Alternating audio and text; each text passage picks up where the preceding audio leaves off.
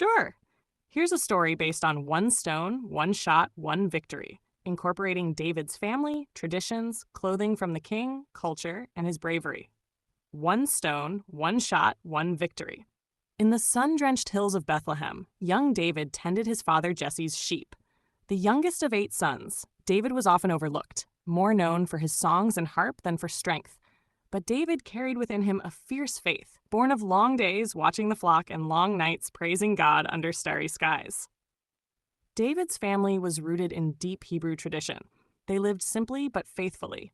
Every Sabbath, Jesse gathered his sons to pray and break bread, reminding them of God's covenant with Israel. Their clothes were humble, woven tunics, sandals, and rough cloaks to shield them from the dust and wind. David, still a boy, wore a shepherd's robe, patched from years of work in the pastures. His only weapon was a sling he had crafted himself, a tool of protection rather than war. When Saul, the king of Israel, faced the Philistine threat, he summoned warriors to defend the nation. Goliath, a towering giant from Gath, mocked Israel for 40 days, daring any man to challenge him. But none would, not even Saul himself. David, sent by Jesse to bring food to his older brothers in the army, heard Goliath's taunts and was stirred. "Who is this Philistine to defy the armies of the living God?" he asked. His brothers scoffed, calling him proud and naive. But David wasn't driven by pride. He was driven by trust in God. Word reached Saul, who sent for the boy. In the king's tent, David bowed low, respectful of Saul's authority. The king looked at him and hesitated. "You are only a youth," he said, "and he has been a warrior since his youth." But David spoke of the lion and the bear he had slain while defending his sheep. "The Lord who delivered me then will deliver me now."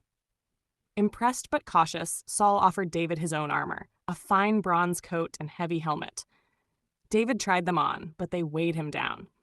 "I cannot go in these," he said, returning the regal armor. Instead, he chose 5 smooth stones from the brook, slipped them into his shepherd's pouch, and took his sling in hand. On the battlefield, Goliath laughed. "Am I a dog that you come at me with sticks?" The Philistine cursed him by his gods. But David answered boldly, "You come with sword and spear. I come in the name of the Lord of hosts." David ran forward. One stone, one shot, a blur from his sling. The stone sank into Goliath's forehead, and the giant crashed to the ground. A gasp spread through the Philistine ranks. David took Goliath's own sword and ended the battle.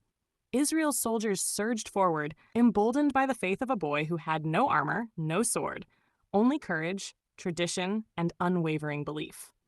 That day, David's story became legend, not because he was the strongest, but because he believed that with one stone, one shot, and God's power, victory was already written.